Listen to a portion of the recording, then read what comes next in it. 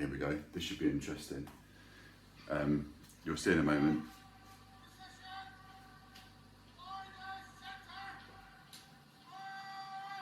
There we go. So again, I've never claimed to be a whiz when it comes to recording video and editing and putting sound over the top. This is the best I've got. Look here, it's a laptop. I'm just going to play it off the speakers, see if you can hear it. There's a relevance to it. If you're not aware, this is the funeral march by Johann Walsh, and it's the Prince Philip's funeral. And again, there's a reason for that, and God rest his soul. It's a shame that he's departed this world. But first of all, what a legend. The fact that he decided to plan his funeral so meticulously, he used a classic Land Rover to chop the back off for his own coffin. Fantastic. Again, I love some of that. That's a great idea. Very well done to you. But the reason for this is a funeral, but it's not just a funeral of Prince Philip that happened a few weeks back.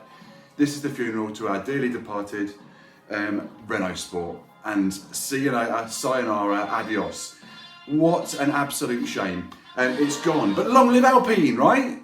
Apparently that's the solution to all of this. But what RenaultSport has stood for has kind of gone. RenaultSport, or Renault, as every vehicle manufacturer in the world, seems to have just bloated all of their cars. They kind of got away with that a little bit. And again, I'm not going to profess to be the maddest RenaultSport enthusiast in the world. I've owned 3 RenaultSport Meganes, and I've had 2 RenaultSport Clios. Each of them gets under your skin and finds a way to make you love that car. And the Megane itself was the bloat, if you like. It went from being, the Clio was that small thing. At the time, the RenaultSport Clio was a ton. 1 ton was the entire weight of that vehicle when it was ready to go. With a 2-litre engine, let's not forget. That car was light, it was paper thin in places, but it was a fantastic car to drive. Then they bloated it with the Megane.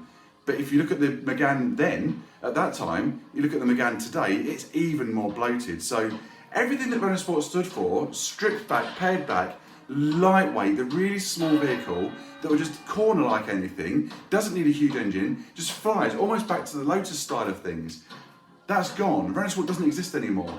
Apparently they've decided to, basically keep all the engineers, keep RenaultSport in place and just basically rebrand it all as Alpine. But what's that going to happen?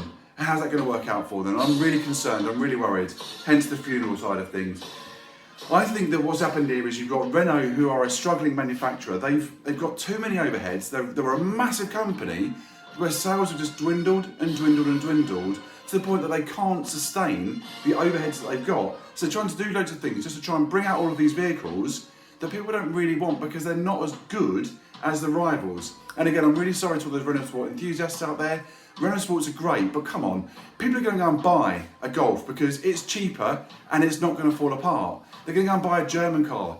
Obviously, BMW and Mercedes have spotted that niche that RenaultSport was holding pretty much to itself for a while and going, you know what?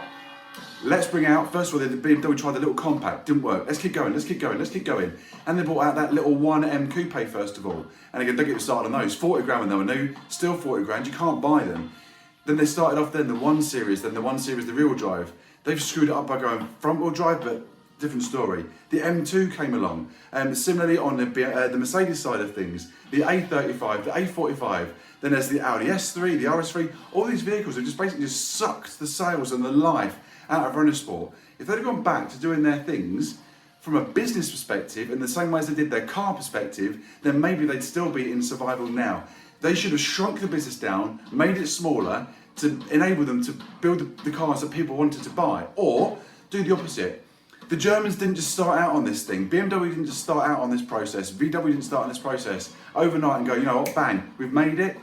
The Mark IV Golf was the underpinnings for cars that have gone on for generation and generation and generation. The platform architecture, all that stuff, I'm probably going to bore a load of people right now, but all of the stuff that they do, they can basically bring out niche after niche after niche with very simple changes to tooling, and away you go. Renault aren't built like that. They didn't change when they needed to, so now they need to adapt. Similar to Jaguar, they can't do it either. These manufacturers need to go back and build in smaller volumes and make profits on the smaller volumes, or invest significantly to try and take on the big boys. But unfortunately, taking on the big boys, it's probably a bit too late for that one, unless some of you collaborate. Oh, now there's a thought. A Renault Sport Jaguar. I'll leave that with you.